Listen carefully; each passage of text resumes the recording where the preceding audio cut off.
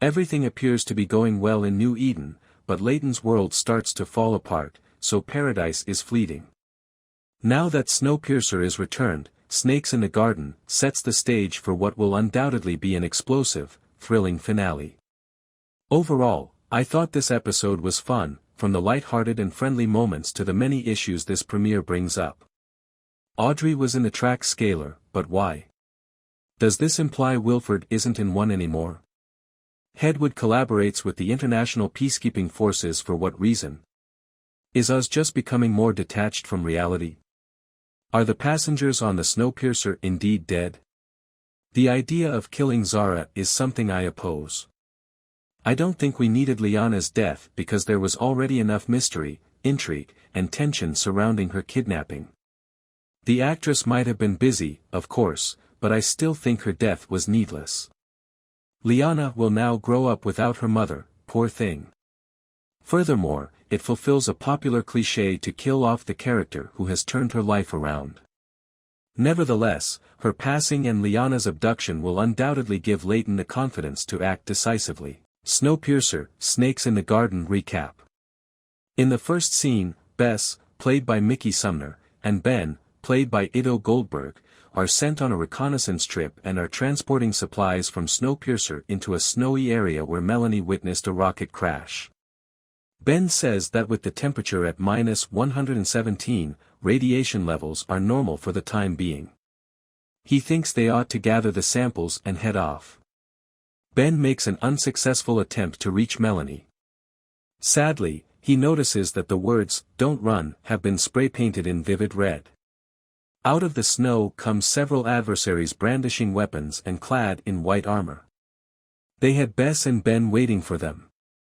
Despite the message's advice to the contrary, our pair tries to run. 9 months later. We then jump ahead to a period of 9 months. Layton, David Diggs, gets the stuffed animal that belongs to his daughter Liana. Before everyone divides up to go about their days, Zarah, Sheila Vand, and Josie, Katie McGinnis, manage to spend a few quiet moments together with Liana and Layton. We witness the development of New Eden into a bustling neighborhood, complete with Big Alice's train cars set apart to give residents privacy and shelter while still allowing them to move about. When Zarah asks Josie if she can feel in her limbs again, she replies that she is getting better. Roberto Urbina's character Javi asks her if she can help him with the broken relays. It has been a year and they still haven't heard from SnowPiercer. Subsequently, we witness Layton, Josie, and Javi from the perspective of an observer. How foreboding. Layton later has lunch in the cafeteria with Ruth, Allison Wright. They talk about the current concerns, including as the relays, the scarcity of certain supplies, irrigation issues, and the people who are opposed to SnowPiercer eventually joining them. They are holding a council meeting that evening.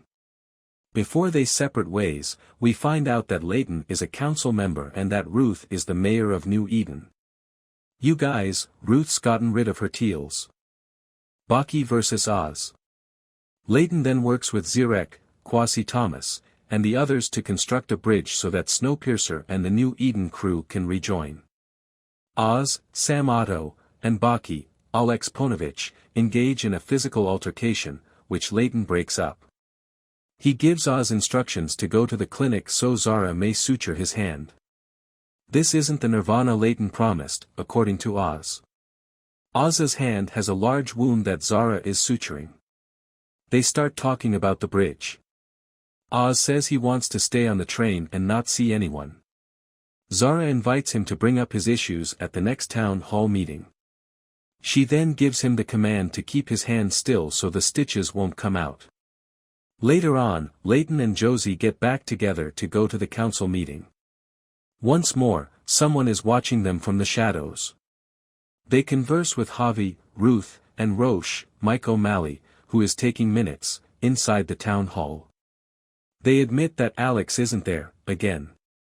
Playing Texas Hold'em, the quintet gets down to work. After spending some time outside, Alex, Rowan Blanchard, goes back to Big Alice's engine. She appears to have Mr. Sprinkles as a pet bird. While uploading seismic data for her research, Alex is working diligently when all of a sudden, her nose begins to bleed.